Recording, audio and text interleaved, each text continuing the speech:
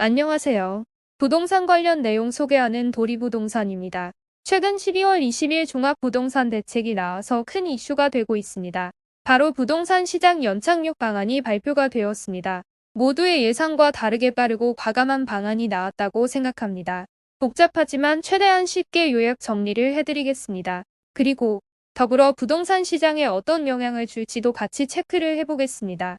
현재 금리 인상, 경제 불경기 중인 상황에서 지속적으로 추락 중인 부동산 시장을 위한 정부의 연착륙 방안이 발표가 됐습니다.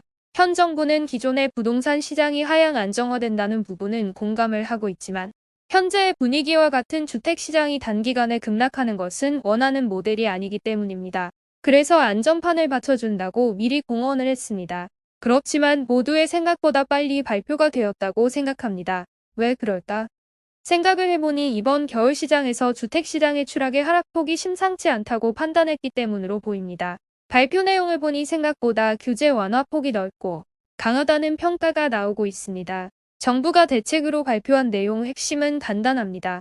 수요는 늘리고 공급은 축소한다. 기존 주택, 분양주택 공통적으로 적용이 됩니다. 첫 번째는 수요를 늘리자입니다. 이런 침체 상황에서 수요를 늘리는 방안은 결국 현금성 자산의 여유가 있는 다주택자에게 주택을 취득할 수 있는 길을 열어주는 것이죠. 하지만 이런 여유가 있는 사람들도 혜택이 있어야 구입을 합니다. 그래서 정부에서는 1. 취득세 중과 완화 방안이 확정 발표가 됐습니다. 현재는 1주택자가 추가로 주택을 살 때 비조정지역이면 기본세율이 적용되지만 두 번째 사는 주택이 조정지역에 있다면 8% 세율이 적용되었습니다. 하지만 앞으로 기본세율로 바꿔준다고 합니다. 그래서 2주택까지는 취득세 중과를 적용하지 않기로 했습니다. 3주택자는 비조정지역은 4% 그리고 조정 대상 지역은 6%를 적용하기로 했습니다. 그리고 법인과 4주택자는 6%로 세율을 조정하기로 했습니다. 이것을 해석하면 1주택자는 규제지역의 주택을 더 사고 2주택자는 비규제 지역의 주택을 더 사라 이렇게 해석을 할 수 있는 건데 의외로 빠르게 나온 내용이 바로 시행 시기입니다. 중과 완화 발표일은 2022년 12월 20일부터 적용됩니다. 잔금 지급일 기준 21일부터 중과 완화를 적용받는다고 합니다. 2. 수요를 늘리는 정책은 양도세율 중과제도 재검토입니다. 내년 7월에 세제 개편안을 통해서 근본적인 개편안을 마련하겠다고 합니다. 이것은 다주택자한테 양도세 중과 부담 느끼지 말고 지금 주택을 사라고 신호를 주는 거라고 보입니다.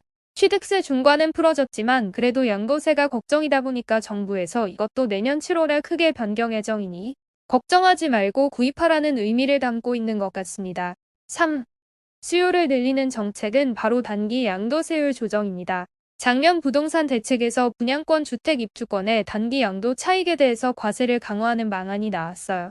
2년 미만 보유자는 세금이 껑충 뛰어 올라갔죠. 최대 70%까지 증가세율이 적용됐는데 이번에 다음처럼 발표가 되었죠.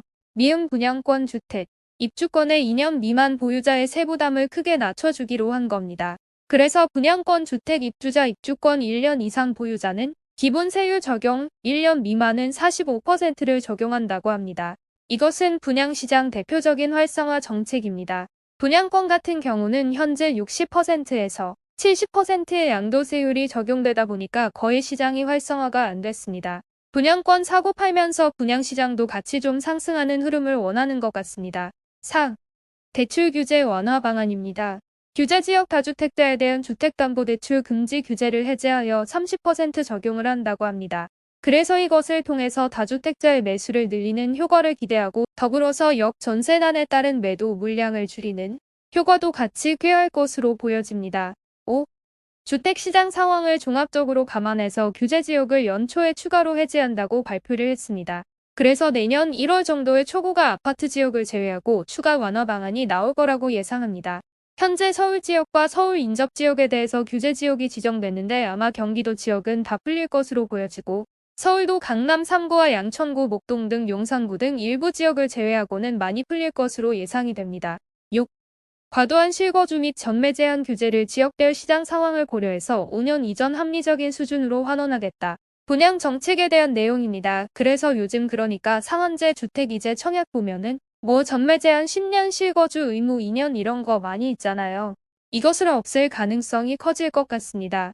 일단 실거주의 의무는 폐지될 가능성이 커지고요. 전매 제한도 아마 3년 수준으로 단축될 가능성이 커져 보입니다. 과거에도 이명박 정부에서도 비슷한 정책이 있었지만 그때 대책 발표 나오고 나서 소급 적용도 됐었습니다. 이미 이제 분양시장이 실수요자한테만 의존하기에는 시장이 너무 침체되어 있기 때문에 투자 수요한테 의존을 해야 됩니다. 그럼 분양시장의 수요 증가를 위해서 이런 규제를 풀어줘서 투자자들도 분양시장이 유입될 수 있게 환경을 만들어준 것이다, 이렇게 보시면 됩니다. 7. 마지막 규제 지역의 무주택자의 LTV를 늘리는 방안을 검토 중이라고 이야기를 들었습니다. 또한 이미 발표됐지만 특례 보금자리론 있잖아요. 내년 1분기에 시행을 확정한다고 합니다. 이거 정말 많은 분들이 기다리고 계시죠. 왜냐면 소득 제한도 없고 대출 한도도 늘어나 주택 가입 기준도 9억 원으로 늘어났습니다. 게다가 기존의 과도한 변동 금리로 힘들어 하시는 분들이 갈아탈 수도 있습니다. 보니까 기다리고 있는데 아직까지 구체적인 일정은 확정이 안 된 것으로 보여집니다. 일단 대출 금리가 굉장히 중요하겠죠. 어느 정도 수준에 나올지, 그리고 민간 등록 임대 제도도 확정 발표가 됐습니다. 아파트는 등록하지 못하도록 바뀌었어요. 그것을 복원한다고 합니다. 근데 모두 다 되는 건 아니고 전용 85제곱미터 이하 중소형 면적 아파트만 허용을 해준다고 합니다. 수도권은 6억 이하, 비수도권은 3억 이하여야 됩니다. 또한 종부세는 합산 배제를 해준다고 합니다. 양도세 중과 배제해주고요. 기간이 10년 동안 임대를 하게 되면 장기별 특별공제 혜택 70%까지 받을 수 있습니다. 그래서 10년간 세를 놨을 경우에는 거의 양도세 부담을 느끼지 않아도 된다, 이렇게 보시면 될 것 같습니다. 또 하나 10년 말고도요, 15년 이상 장기 임대 모델도 추가를 했어요. 수도권의 9억 원 이하 주택 대상도 확대를 했는데 15년 이상 임대료를 5% 내외로 증액하는 거, 사람들이 많이 참여를 안 할 것 같다, 이렇게 생각이 드네요. 그리고 예를 들어서 등록 임대사업자의 LTV 상한 아가 다주택자는 30% 풀어준다고 그랬잖아요. LTV 30% 그것을 더 올리는 방안도 추진을 한다고 합니다.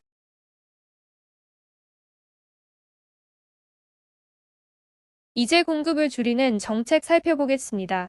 1. 생활안정 임차보증금 반환 목적 주택담보대출 규제를 완화해서 주택 구입 시에 동일한 LTV를 규제하겠다고 하는 내용입니다. 이것은 역전세란에 따른 매도 압력을 대출로 버티는 방안을 제시한 것으로 보여집니다. 하지만 DSR 한도 때문에 지금 이거 대출 못 받는 분들이 많이 계시는데 그에 대한 내용은 포함되어 있지 않았습니다. 가장 큰 DSR 한도를 손보는 게 중요하다고 생각이 듭니다. 실제 현금 부자들은 근로소득자가 아니라 사업소득자가 많기 때문입니다. 2. 두 번째, 양도세 중과 한시적 배제 기간을 늘려주기로 했습니다. 언제까지일까요? 2024년 5월까지입니다. 이유를 생각하면 양도세를 2023년 5월까지로 한정하게 되면 이번 겨울에 무조건 매물을 던지는 경우가 많아질 수 있어서 사업자 대출에 따른 매도 물량 증가와 더불어서 양도세 중과 배제를 받으려는 다주택자 매물까지 합쳐진다면 초급매 간의 경쟁으로 가격이 더 추락할 수 있습니다. 그래서 양도세 한시적 배제 기간의 혜택을 받는 사람들은 지금 팔지 말고 다음에 팔라는 내용입니다. 3. 보유세 관련된 내용입니다. 보유세, 종합부동산세나 재산세는 공시가격 기준으로 해서 산출이 됩니다.